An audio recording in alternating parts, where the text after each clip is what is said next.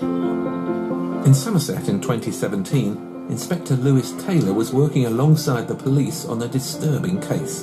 A large number of poodles were being kept in one house. Downstairs was a very small kitchen, which, as soon as we walked in, we were just met with, a sight that was bewildering, really. There are 5 cages containing 21 dogs.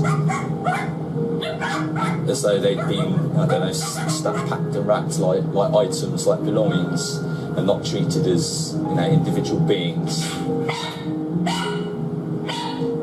There was another 6 dogs, which were all confined to just one room upstairs. So 27 dogs in one very small house. So it's just an absolutely pitiful sight, really. My heart just really went out to them because they just looked like they had spent so long inside those cages. They just seemed absolutely petrified. It occurred to me that they'd probably never seen the light of day outside that house. 11 of the 27 poodles were brought to Brent Knoll Rescue Centre. One of the most nervous of them, 4-year-old Bridget, is now being looked after by Andy Cook, a behavioural specialist who's working on regaining her trust. Good girl, Bridget.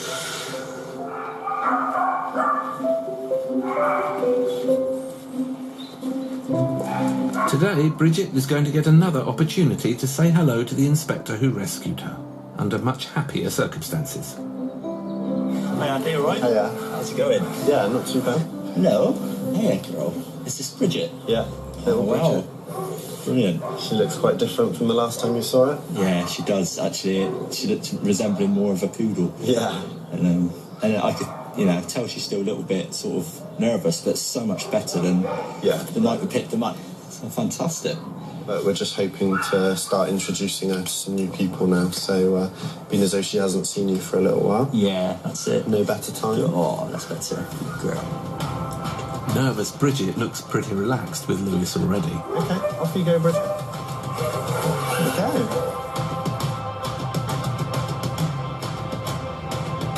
Bridget and her poodle pals are now finally on their way to living the happy lives they deserve.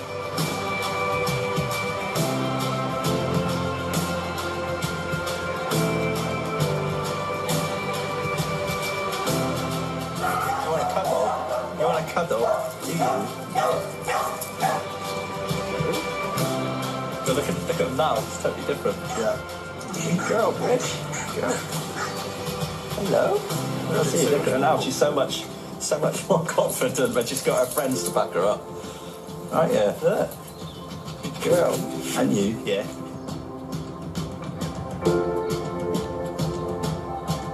It's been really nice to see them coming out of their shell today, running around and being dogs and playing with each other, being mischievous, being in trouble, jumping all over us.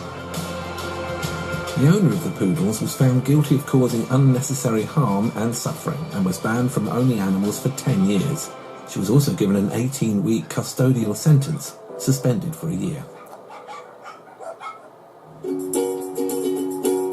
But the great news is, just 3 weeks ago, shy little Bridget found her forever home on the Somerset coast, and Best in Show went to catch up with her and her new owner, Lynn Bjorkstrand. When we first saw her, we were just so bowled over. My daughter was straight away, "This is the one, Mum. Love at first sight." Now renamed Dolly, this little poodle is already loved and adored by all the family. She just fits in so well here, and because my daughters are all besotted with her, they spend a lot of time visiting, and she's got a proper little family now. But little Dolly is still adjusting to life outside in the big wide world. See if we can get you on that grass. No? But her behaviour as a result of kind of the trauma has been that she has got anxieties. What's this, little Dolly face? She lived in a cage for most of her life, and she's now around 5, so obviously we knew she hadn't been a puppy as such, hadn't really seen the light of day. But Dolly is already responding well. Come on, inside. side.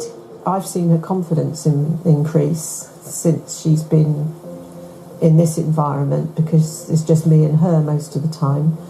So she's getting so much attention. She's just going in the right direction now. She's learning all the things she should have learned when she was a puppy. Chew.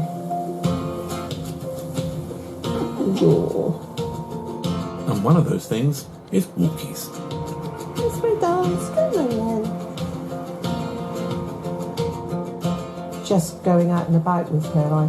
I love walking, and she's getting used to being taken for walks now. She's not been walked very much, I don't think, in the past. When I first had her, she literally wouldn't move away from my feet, from practically attached to my leg. She's kind of more able to sort of move further away now. Come on, doll, come on. Come on.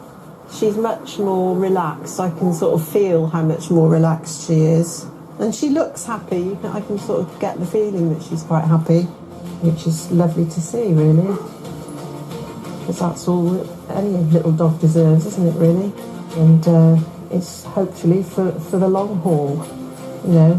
She's just such a lovely little character to have around. I wouldn't be without her, you know. I feel as though I've had her for so much longer than 3 weeks. She's lovely. The condition of the English Bulldog's